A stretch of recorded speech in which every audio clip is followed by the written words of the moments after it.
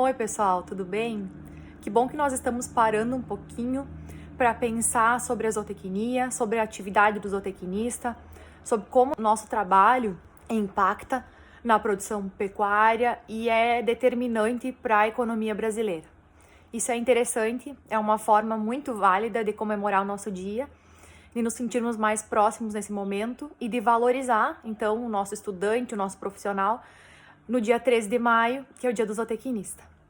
Nesse propósito, eu venho falar um pouquinho para você sobre suplementação estratégica de bovinos em pastejo.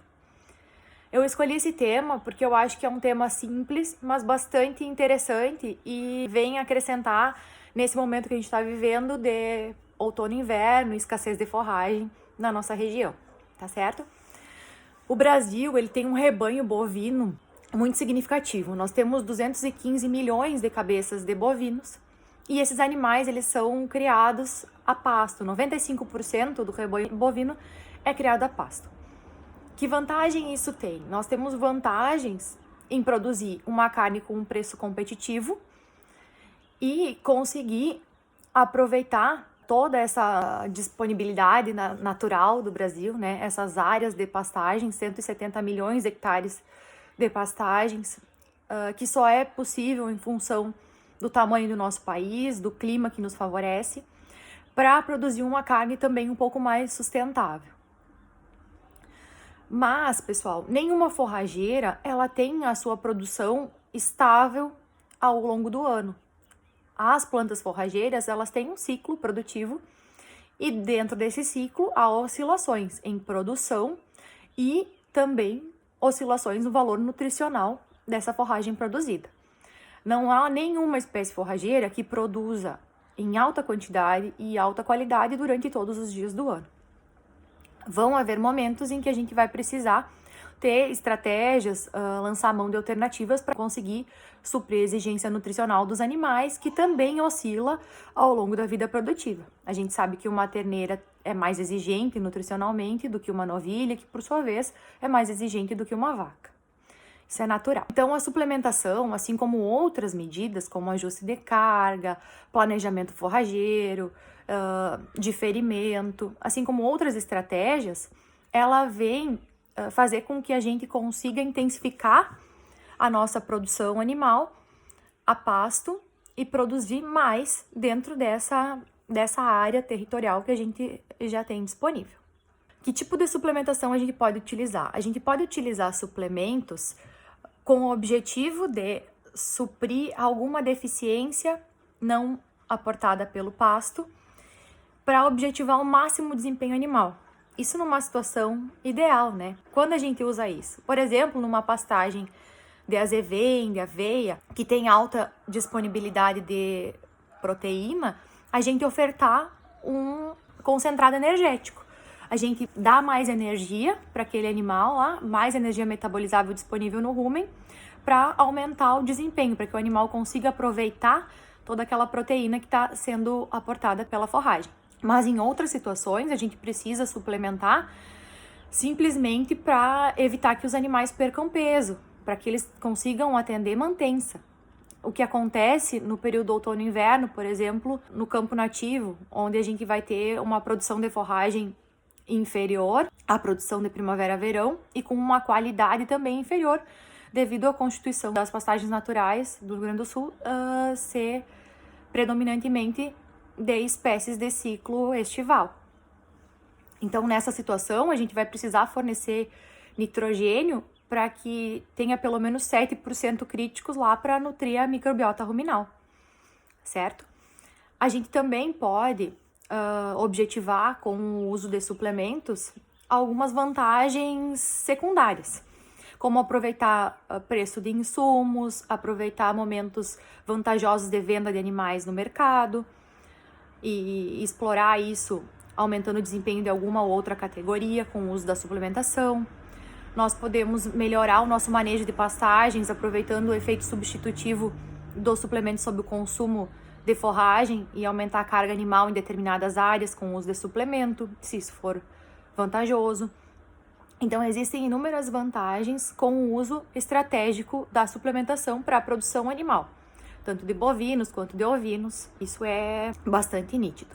Que tipos de suplemento existem? Existem suplementos concentrados vitamínico-minerais, concentrados proteicos, que vão ser utilizados nessas situações de deficiência de proteína e disposição de massa de forragem ou de fibra, bastante fibra disponível com base no volumoso.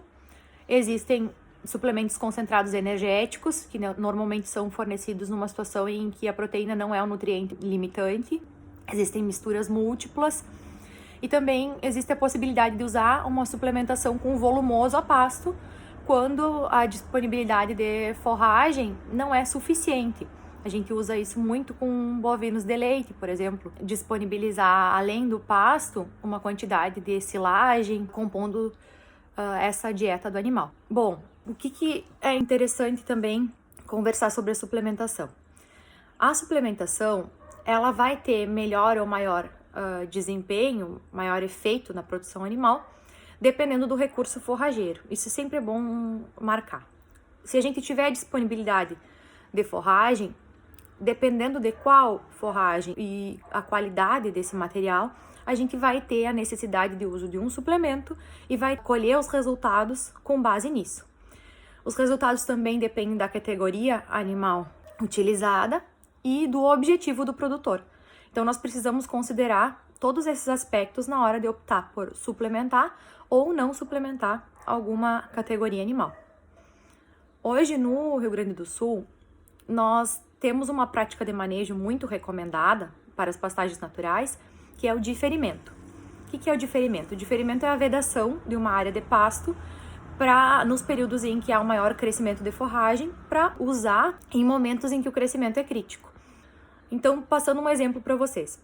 Existem algumas categorias que perderiam peso normalmente no campo nativo no período de outono e inverno. Então, dados de literatura, as experiências dos produtores rurais reportam que novilhos, numa pastagem natural no período de outono e inverno, normalmente perderiam ou no máximo conseguiriam manter peso. E a gente gera um ciclo que é o chamado boi sanfona. Então, na primavera-verão, os animais ganham peso, no outono e inverno, essas categorias um pouquinho mais exigentes vão acabar perdendo peso e demoram muito tempo para atingir o peso de abate. Então, se a gente fornecer um sal proteinado, por exemplo, um suplemento proteico com fonte de nitrogênio não proteico também, com ureia, nós vamos ter para essa categoria a manutenção ou ganho de peso. Então, geralmente, a gente encontra resultados de ganho de peso de 150 a 200 gramas para novilhos em pastagem natural diferida no período de outono e inverno. Se nós diferirmos, então, em fevereiro, março, abril e maio, uma pastagem natural para acumular a massa de forragem para ser utilizada no período de junho, julho, agosto, setembro, nesses 120 dias, considerando que os novilhos ganhariam 170 gramas por dia, média daquele valor que eu falei para vocês antes, esses animais estariam comendo aproximadamente 300 gramas por dia de proteinado e conseguiriam, em vez de perder peso, ganhar 19 quilos de peso vivo nesse período de 120 dias. E aí o produtor passaria a ter um lucro para essa categoria de aproximadamente R$51, se a gente conseguisse comprar o proteinado por R$2, que é um preço de mercado, e vender o bovino por R$6,40 o quilo vivo, numa situação em que geralmente o produtor perderia dinheiro porque o animal não estaria ganhando peso, estaria perdendo peso. O que a gente precisa para poder utilizar o proteinado? Nós precisamos tentar manter lotes homogêneos para evitar disputas, garantir uma área mínima de comedouro, de coxo, para cada animal, que devido ao proteinado ser uma suplementação de baixo consumo, 12 a 15 centímetros lineares de coxo já seria suficiente para essa categoria. Tentar usar coxos cobertos para evitar que a ureia seja solubilizada e pequenas pocinhas de ureia no momento que tenha chuva possam ser consumidas pelos animais e causar intoxicação. E em função do proteinado conter ureia, utilizar uma adaptação para o consumo do proteinado e geralmente é feita misturando 2 partes do sal mineral comum com uma parte do proteinado na primeira semana de consumo para adaptar o animal ao consumo do proteinado e a presença da ureia. Certo, pessoal? Temos muitas coisas para conversar sobre esse assunto e sobre outros tipos de suplementação. Caso vocês tenham dúvida, podem me procurar nos canais institucionais aí. E eu deixo um abraço bem grande, espero que a gente consiga se encontrar em breve.